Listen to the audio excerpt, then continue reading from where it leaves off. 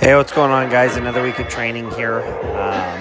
This is the Monday following the full body recovery workout after the Vegas game. Full body push workout.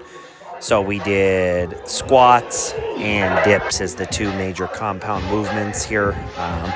Squats took 4 triples at 315.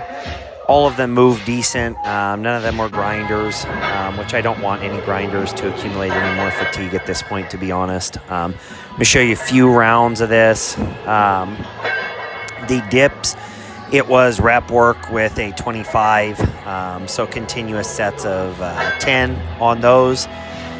Just again, the left arm is still not, or was still not 100% at this point because of the stinger. So just kind of monitoring upper body stuff appropriately. Still trying to get a pretty good stimulus, and you guys know my strategy on that.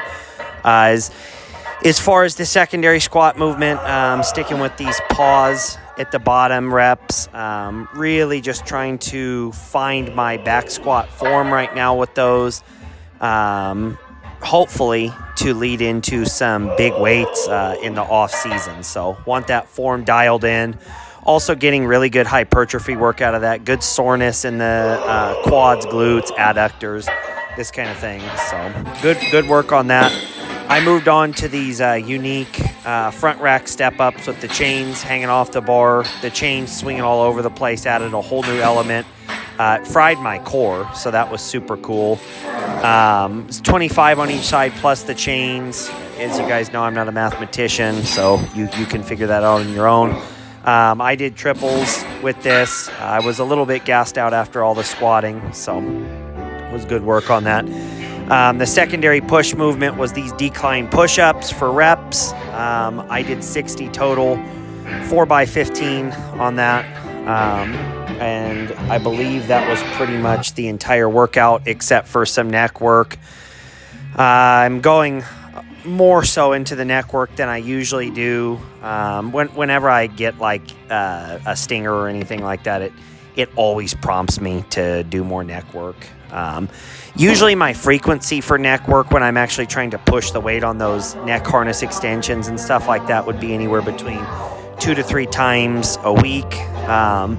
Neck is interesting. I mean, when you're just training it, it doesn't accumulate a lot of fatigue, but when you're getting smashed in a contact sport, it definitely does accumulate a lot of fatigue when you do it. But all this stuff is just kind of to build a quote-unquote mind-muscle connection to the muscles of the neck, and hopefully continue to build them up to be as big and strong as possible. Protect that noodle. Tuesday here, full body pull workout. So started with the banded deadlifts. Nothing up until the pull at 330 plus the bands bothered the stinger. So you'll see me kind of like wince a little bit. It was weird because I didn't really notice it or feel it. I had kind of forgotten about it, but then it was like, oh, yep, I'm still there. So backed it off, did some sets of 5 with 225 plus the bands or whatever. But obviously, you guys know, healing that stinger, paramount, you know what I mean? I then went to some single arm cable rows here on my cable attachment. I did a bunch of reps with each arm. I'm just going to show you guys the one round through of that. When I was finished with that, I believe I went on to some weighted back extensions, and I supersetted that with some hammer curls. This was a very watered down workout, kind of frustrating, like I say, but the thing is, want to keep building those motor patterns, that skill work, and accumulating some sort of meaningful volume. Obviously, I'm not accumulating any meaningful loading in these workouts, but keeping it moving, doing what I can, working around injuries, and like what I always say, it always could be a lot worse, right? You could have season-ending injuries. I've had that before, where you just simply can't train, period. But my goal is always to, whatever I can do, I'm going to try to do something. And I personally think that's a whole heck of a lot better than just doing nothing, right? And just waiting for practices and stuff like that. So I think it's allowed me to add tack years on to the twilight zone of my rugby career here, the training for sure, and keeping that rolling.